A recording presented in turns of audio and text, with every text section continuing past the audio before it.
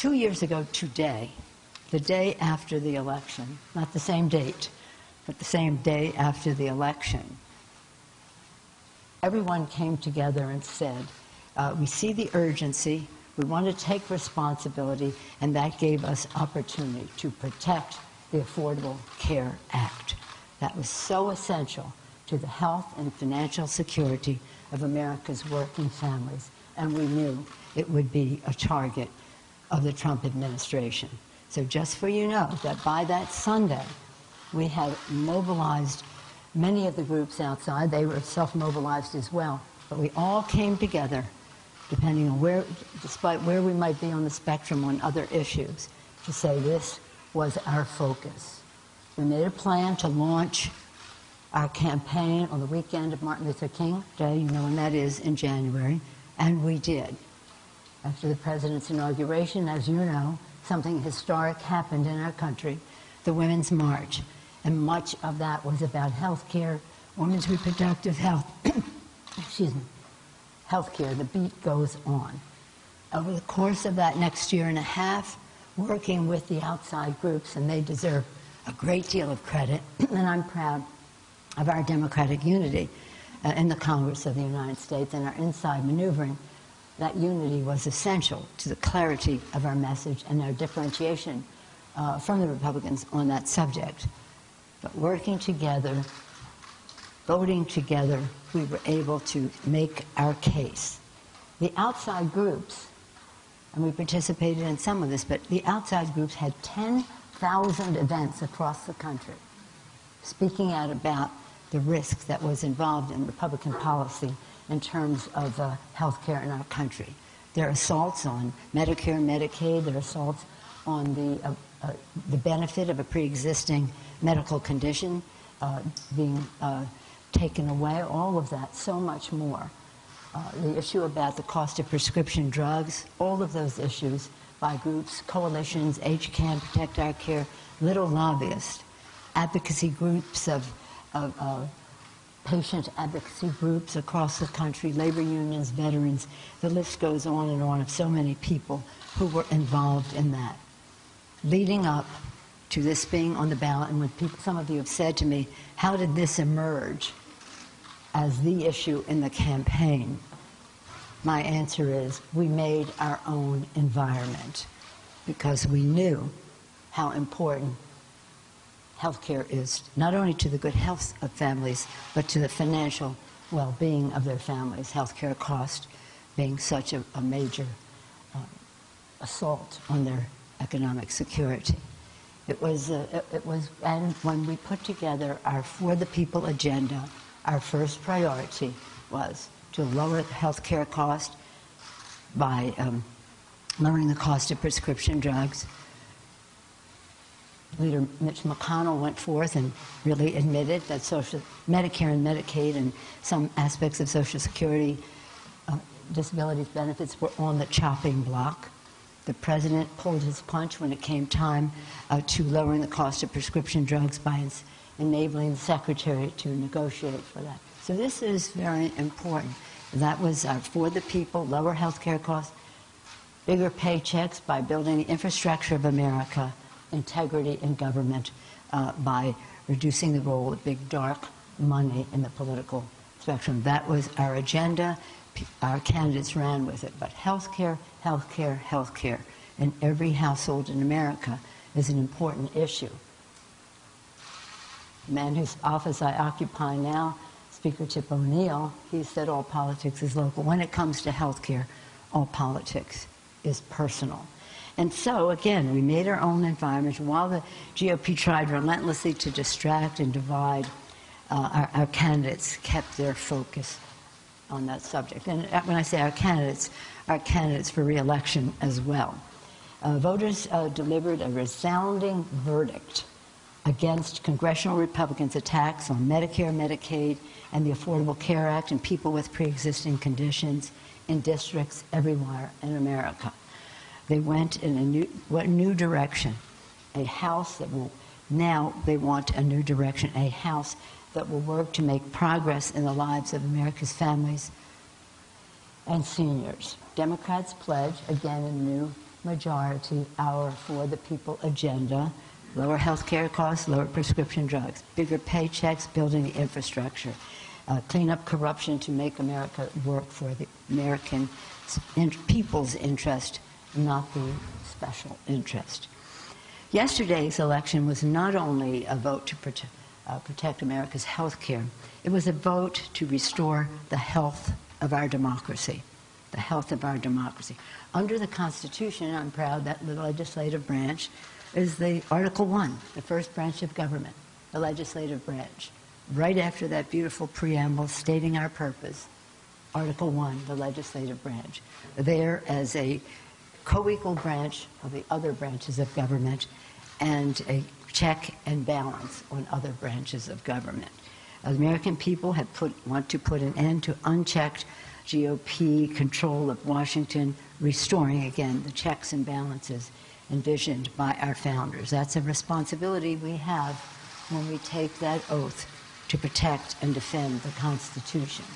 And we as Democrats are here to strengthen the institution in which we serve and not to have it be a rubber stamp for President Trump. House Democrats will honor our responsibility to the Constitution, as I said, have a conscience. How we will do things, we will open the Congress with a rule that will insist upon openness and transparency so that the American people can see the impact of public policy on their lives, putting an end to what the Republicans did with their tax scam in the dark of night with the speed of light, no hearings on a bill that would have trillions of dollars of impact on our economy. That's over. We will strive in that openness with American people as our partners because they will see the impact of legislation on their lives. We will strive for bipartisanship. We believe that we have a responsibility to seek common ground where we can. Where we cannot, we must stand our ground, but we must try. And so openness and transparency, accountability, bipartisanship, a very important part of how we will go forward. We believe that's a responsibility we have to honor the vision of our founders. They gave us, in their declaration, a call for life, liberty, and the pursuit of happiness. How beautiful. They also gave us guidance on how to achieve that. E pluribus unum, from many one. They couldn't imagine how many we would become or how different we would be from each other, but they knew that we had to strive for oneness, recognizing that this is a marketplace of ideas. We have different views on the role of government, and that's a healthy debate for the American people to witness and for us to have. We do so with confidence in our values and our proposals, but also with humility to listen and hear what others may have to say. And so that will be the kind of Congress that we have, one, again, that honors the guidance of E pluribus unum. Last night, I had a conversation with President Trump about how we could work together. One of the issues that came up was part of our For the People agenda, building the infrastructure of America, and I hope that we can achieve that. He talked about it during his campaign and really didn't come through with it in his first 2 years in office, but that issue has not been a partisan issue in the Congress of the United States. Over the years, we've been able to work together regionally, bipartisan, across the aisle, across the Capitol, and down Pennsylvania Avenue. Hope that we can do that because we want to create jobs from sea to shining sea, creating good-paying jobs, whether it's about surface transportation, water systems. My colleague, Congresswoman Eshe, was here at Champion on broadband, always on, high-speed broadband across America to end the digital divide, especially into rural areas as well as urban areas, and then schools, housing, and the rest. Those jobs, those initiatives will create good-paying jobs, will also generate other economic growth in their regions. So we hopefully we can work in a bipartisan way in that way. The other issue that we could hopefully work on is lowering the cost of prescription drugs, and that is something the President has talked about. We had it in our 6 for 06 12 years ago when we won the House. 5 of those 6 became law. The one we couldn't get 60 votes in the Senate for was enabling the Secretary to negotiate for lower prescription drug prices. We hope to get that done now because that is a big impact on America's family's budget. And then the third really caffeinating issue for us is integrity in government, to reduce the role of dark special interest money. And I commend all of our candidates for their commitment to the health care agenda, to the bigger paycheck agenda, and also to the good government agenda. They have written letters saying that they want H.R. 1, which is our better deal for America's democracy, to be something they vote on. But I say to them, when you come here, you will have an impact on what that legislation is. You may want to make some additions or some tweaking, but nonetheless, our newcomers will be part of putting together how the agenda goes forward, and we look forward to that invigoration of the Congress. I also spoke to Leader McConnell this morning, and how we could work together, especially on infrastructure. I did receive a call of congratulations from Speaker Ryan, and I welcomed that, and we discussed how it is to win and how it is not to win in terms of this. So in any event, the concern that he was expressing was about for some of his colleagues who would no longer be serving. On that point, I want to say something, because in winning this election, not only were we on the right side of history, we're on the right side of the future. This is where we have to go. But when we talk about the challenges that we face, we had to jump over gerrymandered lines all over the country. So when we talk about our success, it's about the grassroots operation, owning the ground. All of these groups that cared about health care, many of them out there to help elect people who shared their value about lowering health care costs, removing lifetime caps, even annual caps on insurance coverage, and certainly restoring the benefit of pre-existing conditions not being a barrier to coverage. Most importantly, though, are the quality of our candidates. They're spectacular from every walk of life, and some of them from a couple of different walks of life. And when they come here, they'll bring their experience, their knowledge, and especially their values to the Congress. We look forward to that. This is no easy feat to win this election. I hear the president attributing to this, that, and the other thing.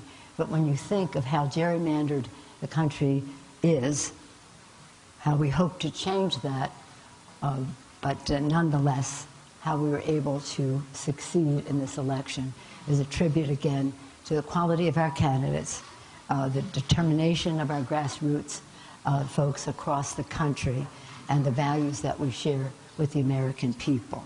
In terms of working with the president, I just would say that I worked very productively with President Bush when we had the majority and he had the presidency. We passed one of the biggest energy bills in the history of our country. We passed one of the biggest tax bills in terms of stimulus for low-income people as well as middle-income people in his presidency. And the list goes on. PEPFAR, he wanted PEPFAR, we want it big. And there's so many issues that we worked together, even though I vehemently opposed him in the war in Iraq. But the point is that we worked together. The president said, I'll wait for them to send me something. Well, we have ideas, and we can send them something. But the fact is, if we'd like to work together so our legislation will be bipartisan. We're not going for the lowest common denominator. We're going for the boldest common denominator. Our position will be a consensus within our own party of what we can support, but also welcoming other ideas. So we look forward to a new era in terms of what has happened. It's this past 2 years, this seemed like a very, very long time in terms of the path it has taken us down. When I think of our founders and their courage, their vision, what they had in mind for us, from anyone, when I think of the American people and how beautifully diverse we are and how newcomers to our country have constantly reinvigorated America, when I think of our beautiful planet and, of course, our own country, God gift to us and how it has been neglected and degraded in this past couple of years, I think that there's plenty of opportunity for us to match our legislation with the rhetoric that we are hearing. It might surprise you to know that the president I quoted the most on the campaign trail, who would you think? Ronald Reagan. And I won't read you the whole quote, but I'll read you just one paragraph. Ronald Reagan said, "This is the last speech that I will make as President of the United States, and I want to, it's fitting to leave one final thought, an observation about a country which I love." Last speech. That's quite a headliner, right, in your business? Ronald Reagan's last speech. He said, "Thanks to each new wave of new arrivals to this land of opportunity, we're a nation forever young, forever bursting with energy and new ideas, and always on the cutting edge, always leading the world to the next frontier. This quality is vital to our future as a nation."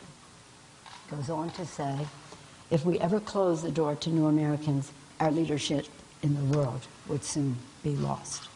If we ever close the door, our leadership would soon be lost. So in that respect for the vision of our founders, the diversity of our country, the beauty of our land, the values in our Constitution first and foremost, we think there's an opportunity to work together. One sign of good faith on the part of the president to work together was for them to withdraw their assault on the pre-existing condition benefit, which the Republican attorneys general across the country have put forth, and which this administration has said they will defend the law of the land. They'll join in that lawsuit. That's just wrong. That's just wrong. So we think, again, as a sign of good faith and in keeping with what they're saying on the campaign trail, prove it, withdraw the lawsuit. So that would be one place that we could start. In any event, next week we look forward to welcoming our new class of freshmen. We will celebrate their diversity, the freshness of their thinking, and the rest. And they will immediately be incorporated into our building of consensus on how we go forward in a very open, transparent, bipartisan, unifying Congress. Any questions? Yes, sir, because I didn't give you last night. The president warned in a press conference about Democratic investigation into the White House and Trump administration. He said that it halt government. He also said that the tax returns wouldn't be released necessarily because they're under continuous audit. So my question is, are you concerned about Democratic overreach in any way in your investigations? And two, how far are you willing to take the push to get the president's tax returns in this new Democratic majority? The president also said this was a good day for Republicans. So let's put that in perspective as well. We have a constitutional responsibility to have oversight. That's the balance of power. I'm an appropriator. It was one of the places I was forged in the Congress, on the Appropriations Committee as well as on the Intelligence Committee. Both places whose hallmarks were bipartisanship. Nothing. We could always, left to our own devices, find our solutions. That, of course, has changed now when the poison pills rain down from on high. But in appropriations and in many of the other all of the other committees, we have a responsibility for oversight. And hopefully, in the course of asking for information, we can just make the request and the information will come in. We're concerned about what's happening at EPA, for example, to degrading of the air we breathe and the water we drink, despite what the president said today. So that's only one example. I don't think we'll have any scattershot freelancing in terms of this. We will have a responsibility to honor our oversight responsibilities, and that's the path that we will go down. We're, again, trying to unify our country. How far would you go to try to get those tax returns? Look, when our committees, I'm a big believer in the committee system, always have been, our committees will make their decisions and make their recommendations to the caucus. But you can be sure of one thing. When we go down any of these paths, we'll know what we're doing, and we'll do it right. Yes, ma'am. Yes. There's going to be a historic number of women in Congress. 30 100 of them. I want to know, how are they going to change the institution? And also, with you and your leadership team staying at the top, how are they going to have room to advance? Well, I have always advanced members into the leadership. They have to decide they want to run. Many people like making their mark in their committees, and that's a decision they have to make. But to your first part of your question, some people have said to me, and I appreciate your question, some people have said to me, now that we have more women coming in, will we have more emphasis on things like child care and this or that? We have a big emphasis on that, and we need to make it stronger in the majority. But that's across the board in our caucus. I don't want women only to be viewed, as important as that is, and it's vitally important to women's role in the workplace. I want women to not just be talking about those issues, because we view every issue as a women's issue. We believe the national security of our country is a women's issue. The economic security of our country. National security, economic security, issues that relate to energy and the rest. They're women's issues. So what I have always tried to do with everyone here is to, if they're interested, and try to introduce them to be interested, is to have a security credential, whether it's on armed services, intelligence, foreign affairs, veterans affairs, Mr. Cummings' Committee of Government Oversight, judiciary and fighting terrorism, to have a security credential. I think this is very important for the face of security in our country, not to just be the men who've been doing it all along, with all due respect to their terrific leadership, but for women to take command and have standing on those issues. And many of our new members coming in bring standing with them already. Some do, some do not. I do think that in terms of the economy and our committees, we have Maxine Waters at Financial Services, so there's already a record of high leadership on issues that relate to the economic security of our country. We have, I think, 4 new women members on the Ways and Means Committee just this past year. When usually there'd be 1 or maybe 1 or 2, but an infusion of 4 more new members. So again, in all of these issues, I want women to take ownership of what would be traditionally not as highly visible roles for them. And that's one of the ways that they will change the Congress. So that when the White House or the administration, whatever administration is, has to report to leadership in the Congress at any level about the safety of our country, they'll be talking to the full diversity of our country, our women, people of color, LGBTQ, and I think that's a very positive thing because people in the public will see people who share their values, their experience, their concern, making decisions about the safety and security of our country. Many of the women that have been elected have said that they're not sure they can support you to be the Speaker of the House. You were the first woman Speaker of the House. Are you confident that you are going to be the next Speaker of the House? Yes, I am. Yes, I am. What I say to those women, congratulations on your election. Welcome. To members as to why you should be Speaker. I've answered that question. Let me just say this in one sentence. I heard the President say, I deserve to be the Speaker. I don't think anybody deserves anything. It's not about what you have done. It's what you can do. What you have done in the past speaks to your credentials, but it's about what you can do. And I think I'm the best person to go forward to unify, to negotiate. I'm a good negotiator, as anyone can see in terms of how we have won every negotiation so far. The only one we didn't win, because it wasn't a negotiation, was the GOP tax scam, the dark of night and the speed of light, as I said earlier. So I think that my case is about being the best person for how we go forward, and I'm not going to answer any more questions on that subject. We saw something this morning that challenges the conscience of our country. We saw something this morning that shows a differentiation in respect for the diversity of our country. We have to try to bridge that gap, to bring people together, and that I think I can do a good job at that. But I'm not going to spend any, I'd rather answer questions about policy and the rest, And the record will speak for itself. Yes, ma'am. The President said this morning, he made clear that if Democrats launch investigations, that any hopes for bipartisanship is off. Do you have any concerns that these investigations could jeopardize your opportunities to legislate? We do not intend to abandon or relinquish our responsibility as Article 1, the first branch of government, and our responsibilities for accountability, for oversight, and the rest. This doesn't mean we go looking for a fight, but it means that if we see a need to go forward, we will. But that will be the work of our committees. Every committee has oversight responsibility. Congresswoman Ash is on Energy and Commerce, and that's a big oversight committee, as some of you probably are aware. But specifically to some of the concerns that the President may have, the Judiciary Committee, the Intelligence Committee, the Oversight Committee,